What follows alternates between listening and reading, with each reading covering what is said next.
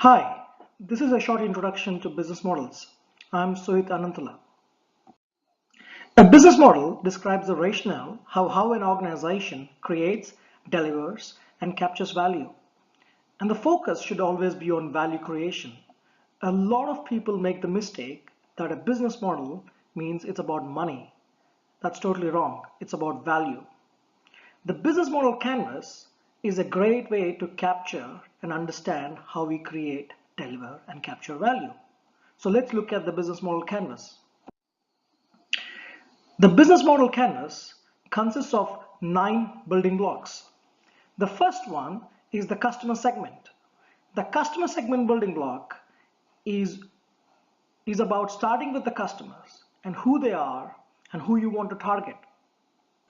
This is complemented by the value propositions. This building block is absolutely key to understanding what value are you creating to the customer, what problem are you solving, and actually is there any value from the customer's point of view. Getting these two blocks right is absolutely critical for a business model to work. Once you've got that working, you need to think about channels. Where do customers buy your product or service? It's online, then what is a website, or do you have another way to reach them? If it's offline, then do they go to a shop? Do they go to another store? Do they walk into your own store? Another key aspect is the customer relationship block. Now this block helps you to think about get, keep, and grow. How do you get new customers? How do you keep them coming back to you? And how do you grow the business? A fifth element to the right side of the business model canvas is the revenue streams. These are the ways that you would charge your customers. And in some cases, you may just have no price point. It's just free, like how you would use Google. But it's important to say that it's free. So once you have these 5 building blocks, you finish the right-hand side of the canvas, which is the market-facing arm. Now let's go into the left-hand side of the canvas. These are your key resources, the things that you need to create value for your customers. These are key activities. And these activities and resources are not just about value propositions, but also how do you do your customer relationships? How do you do your channels? And if you don't have them both, then who do you partner with to enable this? And finally, all the left-hand side becomes your cost structure. These 9 building blocks are key to understanding how you create, capture, and deliver value. Now let's look at an example. This goes into the details of the questions that you should be asking as you actually start doing this.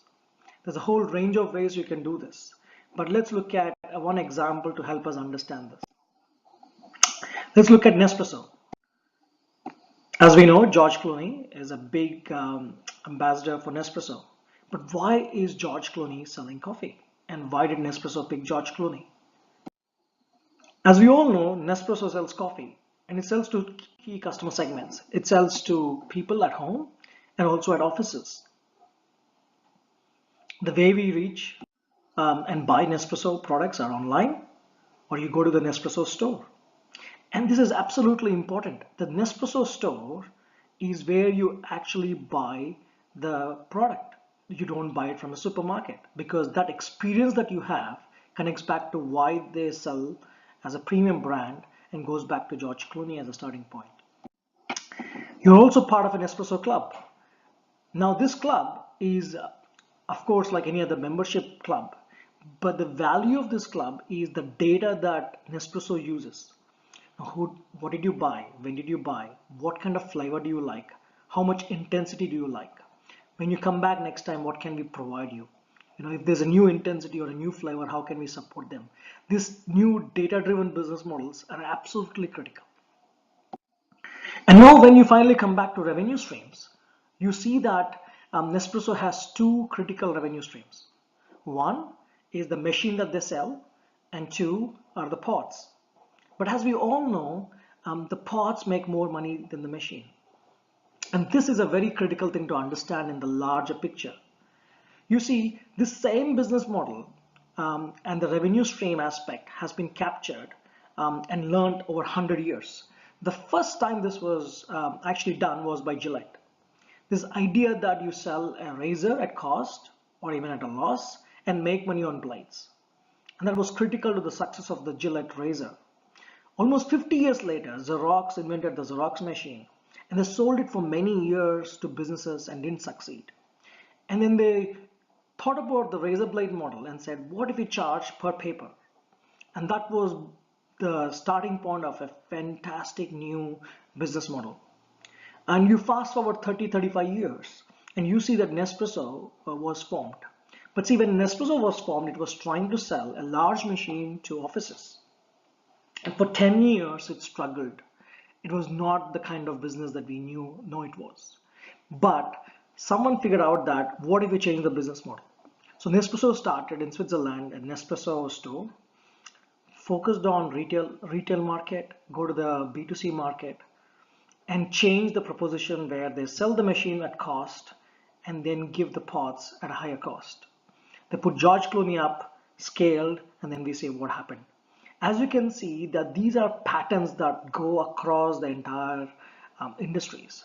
It goes from a Gillette razor to a Xerox company to the coffee machine. So it's very important to understand these patterns of value creation as you go forward. Now coming to the left hand side of the business model is very simple. We have the patent, which is of course expired now, how it runs the factory to make the pots, but also how they run the Nespresso Club. And this patents is very important because if you think about it, the patents enabled Nespresso for almost 20 years to have only their pots in their machines. But once the patent expired, what happened? You can buy now pots anywhere that fits into an espresso machine. So the challenge of actually running the business model becomes harder. Key activities, these are simple things to understand at the value creation level. You need to do marketing, you need to produce your pots, and you need to distribute the pots. And these are very important. And because Nespresso is not a manufacturer in the sense of making those machines, it partners with some key partners who make the machines for them. And all of these become costs. As you can see, this is the simplest way you can think of in terms of understanding the value creation aspect of Nespresso. So what I would suggest for you is go ahead, download the business model canvas and start playing around with your business model. You can start to see lots of different value. If you really want to know more, please reach out. Thank you.